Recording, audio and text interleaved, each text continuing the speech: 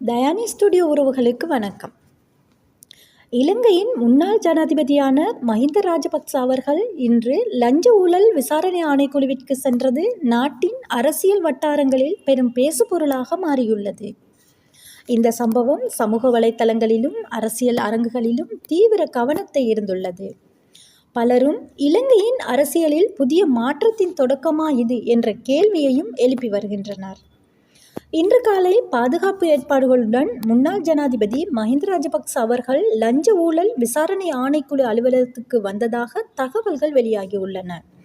அவரை ஆதரிக்கும் குழுவினரும் எதிர்ப்பு தெரிவிக்கும் சில அரசியல் செயற்பாட்டாளர்களும் அப்பகுதியில் திரண்டிருந்ததாகவும் கூறப்படுகிறது.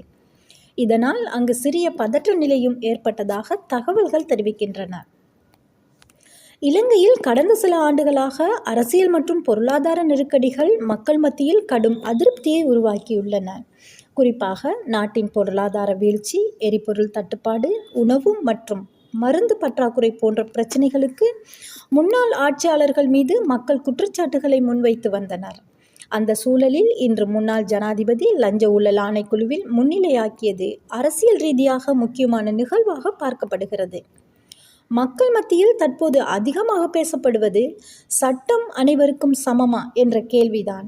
ஏனெனில் நீண்ட காலமாக அதிகாரத்தில் இருந்த அரசியல் தலைவர்களுக்கு எதிராக நடவடிக்கை எடுக்கப்படாது என்ற எண்ணம் சமூகத்தில் இருந்தது. ஆனால் தற்போது முன்னாள் ஜனாதிபதியே விசாரணைக்காக அலுவலகத்திற்கு செல்வது அந்த எண்ணத்தை மாற்றும் சம்பவமாக சிலர் கருதுகின்றனர். அதே நேரத்தில் மஹிந்த ராஜபக்ச அவர்களை ஆதரிப்பவர்கள் வேறுபட்ட கருத்தை கூறி வருகின்றனர்.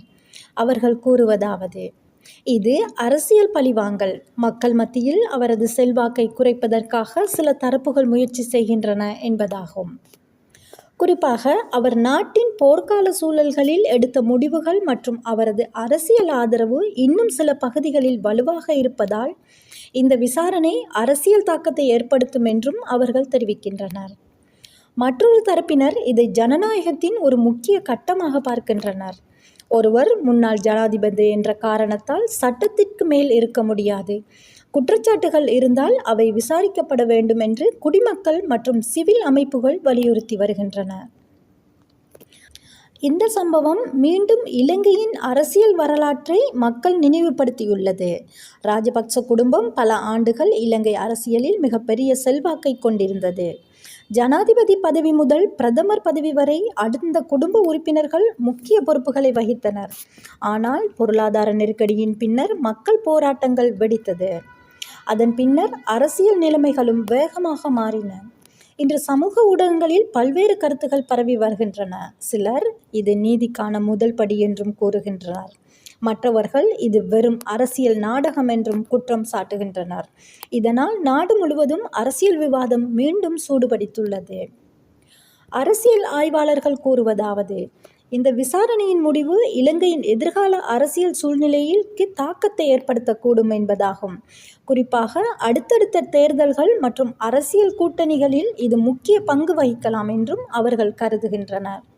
மக்கள் தற்போது எதிர்பார்ப்பது எல்லாம் ஒன்றே ஒன்று: உண்மையான, வெளிப்படையான விசாரணை. எந்த அரசியல் அழுத்தமும் இல்லாமல் சட்டத்தின் அடிப்படையில் நடவடிக்கைகள் எடுக்கப்பட வேண்டும் என்பதே பொதுமக்களின் கருத்தாக உள்ளது.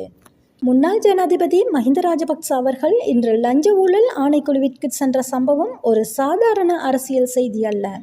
இது இலங்கையின் அரசியல், நீதித்துறை மற்றும் ஜனநாயக அமைப்புகள் எவ்வாறு செயல்படுகின்றன என்பதை காட்டும் முக்கிய தருணமாக பார்க்கப்படுகிறது. இந்த விசாரணை எவ்வாறு முன்னேறும், அதன் முடிவு என்னவாகும் என்பது தற்போது நாடு முழுவதும் மக்கள் கவனித்துக் கொண்டிருக்கும் ஒரு முக்கிய கேள்வியாக உள்ளது. மற்றும் ஒரு காணொளியில் சந்திப்போம். நன்றி.